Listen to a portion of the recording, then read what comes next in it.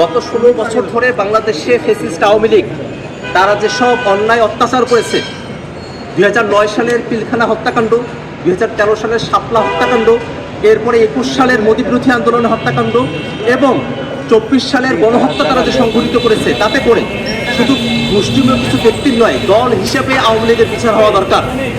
যাতে দলগতভাবে আওয়ামী লীগের বিচার হয়, আওয়ামী লীগের নিবন্ধন বাতিল হয় এবং তারা রাজনৈতিক এবং সাংগঠনিক কোনো কার্যক্রম পরিচালনা করতে না পারে, সেই দাবিতে 2রা মেতে শুক্রবারে জাতীয় নাগরিক পার্টি এনসিপি ঢাকা মহানগরের পক্ষ থেকে বায়তুল মোকাররম দক্ষিণ গেটে আমরা একটি কর্মসূচি হাতে নিয়েছি। সেই কথাগুলোই আমরা মানুষের সঙ্গে বলছি। মানুষের কাছে যখন আমরা যাচ্ছি, মানুষেরা আওয়ামী লীগের সময়টা তারা যে দুঃসহ জীবন তাদেরকে কাটাতে হয়েছে, সেই অভিজ্ঞতাগুলো তারা ব্যক্ত করছেন। একই সাথে মানুষেরা বলছেন বাংলাদেশে আওয়ামী লীগ নৈতিকভাবে আর রাজনীতি করবার অধিকারটা রাখে না। এবং মানুষেরা শুধুমাত্র শেখ হাসিনা বা মুষ্টিমেয় কোনো ব্যক্তির বিচার না, দলগতভাবে রাজনৈতিক যে হত্যাকাণ্ড আওয়ামী লীগ বাংলাদেশের উপর চাপিয়ে দিয়েছিল, তাতে করে আওয়ামী লীগের সাথে দলগতভাবে বিচার হয়, সেই দাবি মানুষেরা করছেন। আমাদের দাবির সঙ্গে একাত্ম হয়েছেন।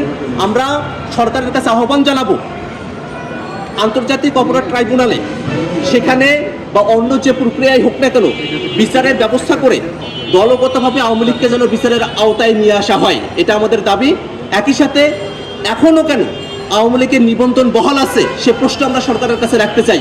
আমরা সরকারের কাছে দাবি জানাবো অতি শীঘ্রই দল হিসাবে আওয়ামী লীগের যে নিবন্ধন, সে নিবন্ধন যেন বাতিল করা হয় এবং আওয়ামী লীগের সাংগঠনিক এবং রাজনৈতিক কর্মকাণ্ডে যেন নিষেধাজ্ঞা আরোপ করা হয়।